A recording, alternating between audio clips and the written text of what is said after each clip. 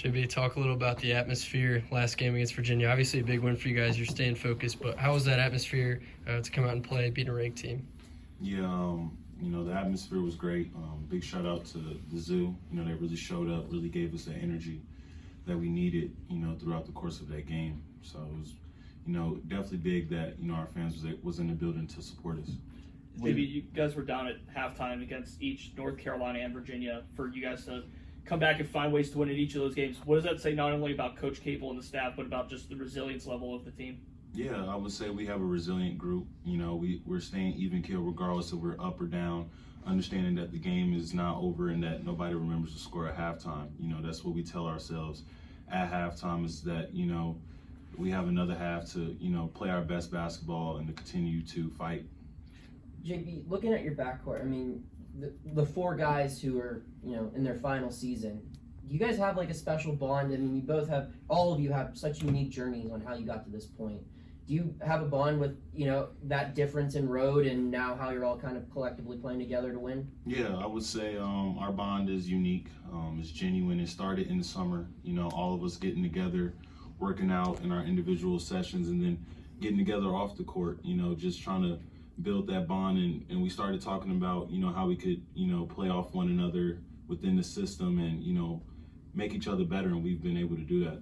How does ego not ruin those relationships? When you're going into your last year at the collegiate level, there's got to be a lot of thought about what you personally can achieve to continue playing basketball. And when you have three other people also in their last year that might have that mentality, there's got to be some fear that might be like, well, he's going to take some shots away from me. How do you not allow that ego to get in the way of that and continue to build a bond and do what's best for the team? Yeah, I mean, it's very simple. And all of us, we understand that the biggest thing is winning, and winning cures all. If we win, everybody will get that piece of the pie, that slice of the pie. So for us, it's just keeping the main thing, and that's winning.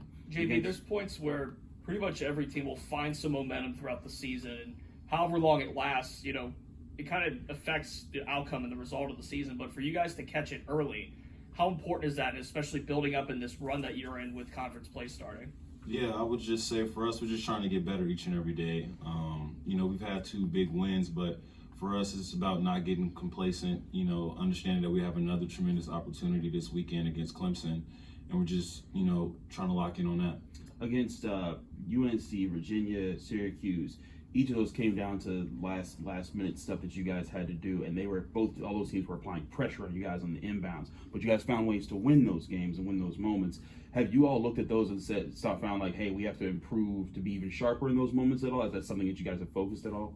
Yeah, I mean, for us, we understand that a lot of these games are going to come down to the end, and we got to be sharp.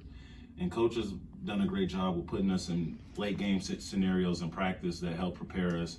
And we're just continuing to do those in practice to, help better prepare us for the games to come. Do you ever look back and study on like those moments in those games after they're done and say, hey, I could have done this better, or someone like, hey, we could sharpen this up for the next one? Yeah, definitely. We're always looking at ways to improve. So for us, towards the end of the game is definitely critical for us to get the ball in. So we're definitely focusing on that as well. JB, as one of the only guys who's playing now that was here last year, are you able to appreciate the wins over North Carolina and Virginia maybe a little bit more than some of the other guys? Not that your other teammates aren't happy to win, but wins were really hard to come by for your group last year. Does it make it extra special for you that you guys are able to rattle off so many in a row like this? I would just say that I'm definitely appreciative. Last year it was tough. The wins were hard to come by. So for me, just trying to not take any moment for granted. And I feel like that's the thing that I have and, the group has, is taking each game, each opportunity, and not taking it for granted. Just trying to go out there and, leave it all on the floor. Blake has told us that there hasn't been much talk about years past or times like, last year where you guys have a big win and then maybe some letdown moments. But it's just been more of just everyone's locked in and there doesn't need to be that moment. Is that? Would you agree with that assessment? Yeah, I agree. For us, we got together at the beginning of the season and we had team goals, personal goals, and none of those are accomplished. So for us, we got to continue to stay the course and continue to keep, our minds on the main thing, and that's continuing to win. JB, there were plenty of tributes on Tuesday for Damar Hamlin. I'm not sure what relationship you have with him personally, if any, but just, I don't know if you read the news today or not either about him improving and everything. Do you have any thoughts on that? And again, do you have a relationship with him? Any story you'd like to share about him? Yeah, I don't have a relationship with him. I got here last year, so I didn't get to meet him, unfortunately. But, we're extremely excited, that he's making a recovery, that he's up and more active and in a better state. We're continuing to send prayers his way, for a full and speedy recovery. I know, obviously, he plays football. This was an injury that happened on a football field, but does this put things in perspective for you personally as well, or even from any of your teammates that you've talked to? Yeah, definitely. We've had guys with injuries that's down and out, but, for a guy's life to be on the line in that fashion has definitely hit a little bit harder. So for us, we're just, again, not trying to take any moments for granted. And, that was just a reminder, not only for us as athletes, but us as people. JB, of the things you contribute to the team, how is one turnover in 38 minutes rank on your level of important things that you do?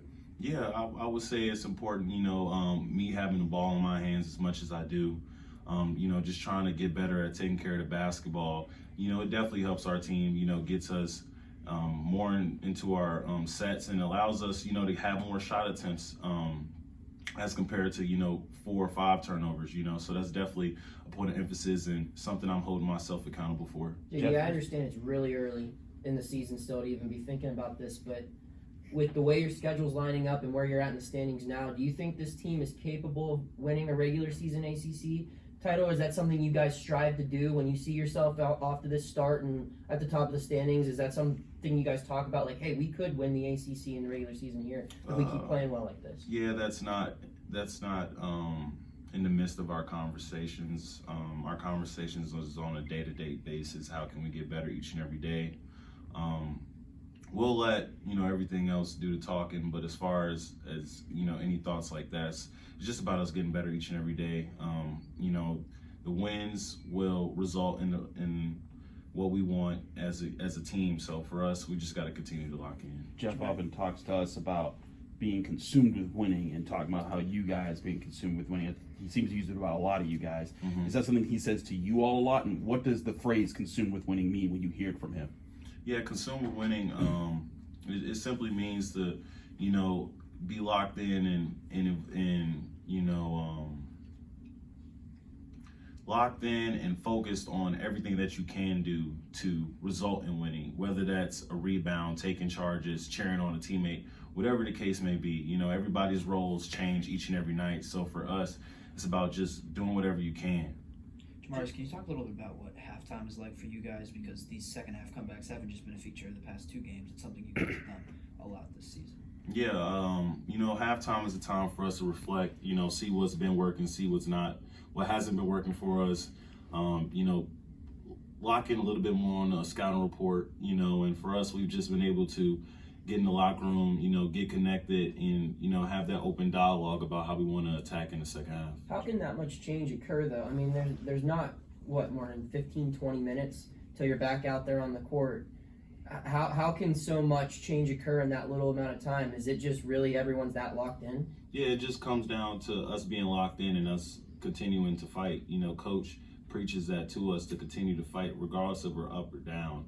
And for us, when we come out of that halftime, we understand that we only have 20 minutes left in the game. And, that's just the biggest focus is we got 20 minutes to make a difference. Jimmy, with the rebounding effort, there's been a lot of different guys chipping in on the glass, offensively and defensively. Is that something that you guys as a team take a lot of pride in, just being a tough team to rebound against? And also, with how well you've rebounded this year, is that a component to this team's identity at this point in the season? Yeah, I would say it's definitely a component. For us, we just want to gang rebound. We understand that,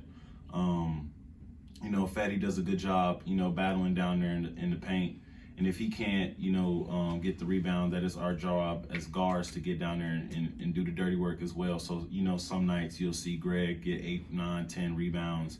And, it changes from night to night. But the biggest thing for us is we understand that we have to secure the rebound and that gives us a greater chance of winning. Is when we don't, give a team 20 more shot attempts than us, because we've done that in games past. So it's definitely been a point of emphasis. JB, after Tuesday's game, Virginia's coach said that you guys were, direct quote, blue-collar team.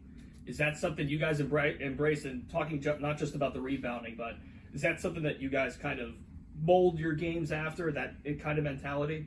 Yeah, I mean, for us, it's all about doing whatever's necessary, and each night brings different challenges. But for us, it's about being consistent every night as far as our effort. And if that's blue collar, then so be it. But for us, we're just trying to leave it all out there on the floor. Jeff often talks about you guys, and sometimes a lot in practice, you guys haven't had a chance to do a lot of 5-on-5 just because of injuries and things that you've had to. So when he talked about how in this last game, especially against Virginia, playing that first half was kind of you guys figuring out the pace of how things go. Right. Is part of the halftime adjustments just part of, you guys haven't had a chance to do as much 5-on-5, and when you get in the first half, this is like your chance, okay, this is what we have to do now. Like that adjustment I would period? say it plays a little bit of a role, because obviously it's hard to simulate what other teams do in practice. It's hard to simulate the type of size and athleticism that your opponents possess. So for us, it's definitely, a learning experience, going out there in that first half, seeing what the other team's doing, experiencing that type of physicality, and then, making adjustments. So for us, it's definitely, plays a role in, what we're able to do in the second half. We're hitting the midpoint of the season here. How do you kind of stay fresh? How do you work to keep your body right? How do you keep to be healthy and maintain that throughout this part of the year? Yeah, it's the midway point. The Christmas break was good for all of us. So for us now, it's just about capitalizing on the time that we do have, whether that's sleep, getting in the training room. Our trainers are holding us accountable every day after practice to do some type of recovery. So we just all got to lock in and, take care of our bodies at this point of the season. We just got done talking to Blake about his football history. Do you think he could still be a college football player? I know he wants to. Yeah? He talked about it?